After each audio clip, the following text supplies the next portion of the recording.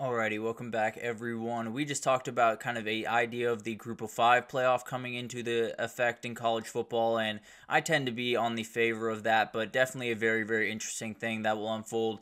Anthony had a good question over here about the Big Ten and the SEC adding some of these bigger teams in. Would they kick out some of these smaller teams in their conference if they see fit and kind of build up that even more? I think that is something that definitely could happen, but when you look at the bottom feeders in some of those conferences, say Vandy in the SEC, they bring in so much money on the other side of things, on the academic side and the revenue or the research side, excuse me. They bring in so much money on that side of things that I think the SEC would be more than fine to just give Vanderbilt their check, have them get beat every year, and just continue on about their business.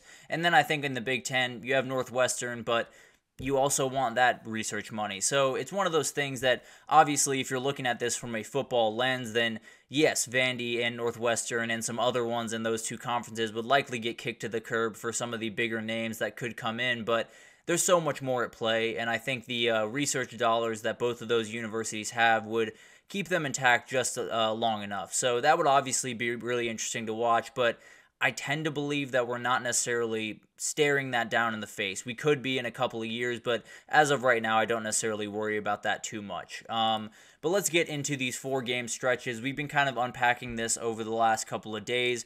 We got into the Big Four yesterday, the teams that are setting the pace going into this season with UGA, Ohio State, Texas, and Oregon. Now we got 4 other teams for you, and the team I want to start with is Alabama, one of the teams that is probably the most confusing going into this year, and for me, it starts at South Carolina on October 12th, and that's kind of a weird starting point, and I understand that, but the reality is there is a lot of things that Alabama has kind of struggled with over the last little bit when you talk about some teams that have gotten under their skin, and a lot of it is when they go on the road, things get just a little bit sketchy for that team. For whatever reason, that tends to be what happens, but this one is in your home stadium. You shouldn't necessarily have to worry too much, but when Lenore Sellers is on the other side of the field, you have to be worried at all times. This guy can make a play that can totally change the complexion of a game, and especially when he's throwing the ball to a guy like Nick Harbor, you have to be a little bit more on alert. So I'm not necessarily saying that Bama should have any trouble in this game, and frankly, if they do have a lot of trouble in this game, we might have to look at them a little bit side-eyed for the rest of the season, but it's definitely one that you just got to watch a little bit closer, at least for the first half, and then we'll see what happens from there. And then you get at Tennessee. It's obviously one that is going to have just so much juice. We talked about the Tennessee UGA game yesterday and how going into the season, it feels like it has more energy behind it than it really ever has before, because I think Tennessee is coming into this year thinking, we're not going to be a team that wins 10 games and then just kind of fades off into the abyss. We're not going to be a team that is afraid of the Bamas and the UGAs of the world.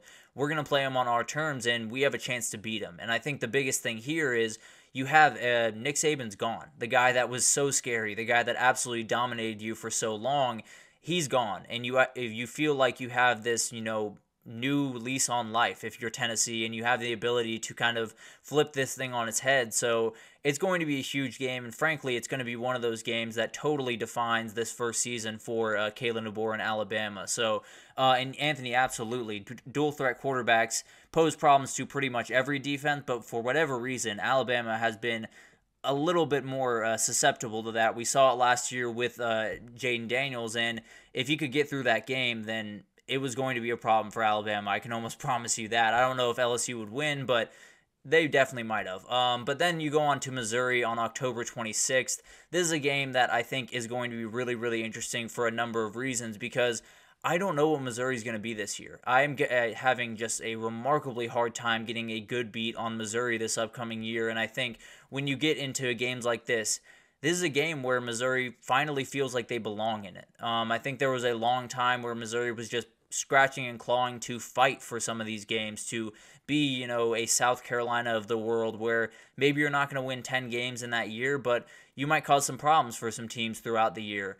They now want to compete for a college football playoff. That's the way that they want to go about business, and this is the game where they can pretty much solidify that in a lot of ways. They can say, we're going to be a team that you're going to have to worry about going forward. This would be the best way to send that message. And then you go to LSU. This is always a show. There's no two ways about that. That's always the one that you always want to tune into, and frankly, I think it's one that LSU feels pretty good coming into this one, because although their defense is not great and their secondary is a little bit suspect, so is Alabama's, and you have to worry about that on the other side. And I think Garrett Nussmeier is going to be an absolute beast. We'll talk about that tomorrow, but he's someone that I think is going to absolutely light up offenses, and behind that offensive line, it's going to be hard for Bama to get home, and if they can't get home, it's going to be nearly impossible for them to keep up on the back end. So overall, I think when you look at this game, obviously it doesn't include the UGA game, which is the biggest game for Bama this upcoming year, but this is the stretch where they change, the complexion of their season. If you lose to UGA, then you likely have to go 3-1 in this stretch at the very least. But there's a reality where I see a 1-3 stretch here. I'm not necessarily saying that's what's going to happen. That probably wouldn't be my pick at the end of the day. But when you go to Tennessee, when you play a good Missouri team that has all the momentum in the world, and then you go to LSU, you're going to have trouble. You're going to have some issues at your hands, and maybe you come out of those with losses. So it'll be really interesting to watch that unfold. But then let's move on to Penn State. And I think it starts at USC for a number of reasons, but I think this one's just one of the weirdest games of the entire season. You have a Penn State team going all the way across the country to play a team that they've only really played in the postseason in the Rose Bowl, and it's one of those things that I think you're going to figure out, the real pecking order of this conference in games like this. Penn State, USC, USC, Wisconsin, Wisconsin, Iowa, all those teams right in the middle are going to give you an idea of who's the next up, who's the team that maybe it's not 2024, but 2025 can really make some noise. And Penn State absolutely can make noise in 2024, but they definitely need to set themselves up to say, USC is not going to walk in here and knock us off, or even Oregon is someone that they're going to try to box out as much as they can. But at the end of the day, it's going to be really interesting to see how that one rolls out and how that one kind of unfolds. But then they go to Wisconsin, and that one is very, very interesting for a number of reasons, because Ohio State is lurking right around the corner. And it's really, really hard this year to not be looking towards that Ohio State game the week before. So that Wisconsin game is one where maybe you don't see much in it right now. Maybe you don't see an upset coming there. But when you look around it and you see the big-time game coming up right after this one, you might just be a little bit worried if you're a Penn State fan. But then the Ohio State one is where Penn State can take that next step. It's where Penn State can prove that they are a different team than they have been the last couple of years. And they're not just going to just get absolutely dominated by the two big teams up top and then be able to beat everyone below them. They can compete with everyone in this conference. So it's a huge game for perception. They don't necessarily have to win it, but they got to play much better football than they did a year ago. That's for sure. And then you have Washington to kind of finish out this stretch. And frankly, I think this one they should really roll in. I think this is one that, yes, you will have a Washington team that has kind of gotten rolling over the last, couple of months. It's a little bit later in the season, but overall, if they do not win this one and keep it moving on to maybe a Big Ten championship or maybe even a playoff, they're going to have some problems on their hands. But let's move right along here to Notre Dame, and I think it starts with Louisville, and frankly, this stretch doesn't include the three biggest games on their schedule with A&M, Florida State, and USC, but these are the games that might just define if they get into the playoff, because the reality is this is not a hard schedule, but they could get tripped up by one of these games, and then it totally torpedoes their season. So Louisville is where it starts, and frankly, this is one that I think is the fourth most dangerous game on their schedule, and Jeff Brom is one of those guys that any given Saturday could play just elite football and play with pretty much anyone in the country. So it'll be really interesting. Obviously, we'll know so much more about this Louisville team once that game does come around, but I think this is the one, especially of this list, that is the most sketchy, and if they do lose it, then they definitely do have a problem on their hands. Stanford, frankly, is a layup. No disrespect to the Cardinal, but the reality is Notre Dame, if they don't walk in there and win by 10, 14, 21 points, they have a really big problem. And if they don't hold Stanford to 10, 14 points, they have a really big problem on their hands. And then you go to Georgia Tech. I think that's the one that I'm circling where this one could get sketchy. I'm not necessarily saying that Georgia Tech is going to outright beat Notre Dame, but Notre Dame is in this stretch of the season at this point where they feel a little bit momentum, especially if they've beaten that A&M team. They're going to be going into this with a lot of energy and a lot of juice, but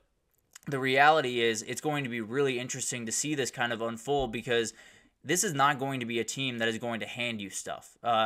Georgia Tech is so good at spreading out defenses and making them be off kilter and making them be on their back foot that Notre Dame, although they have an incredible defense, they're not going to stop this team from scoring. They might be able to stifle them a little bit, but they're not going to outright stop this team from scoring. And if on the other side of the ball they have some trouble at wide receiver and quarterback and some of the issues that could pop up throughout the year, you might just have a game on your hands that totally ruins Notre Dame's season before they even really get going. So I think it's going to be really interesting. Anthony, I believe he's going into his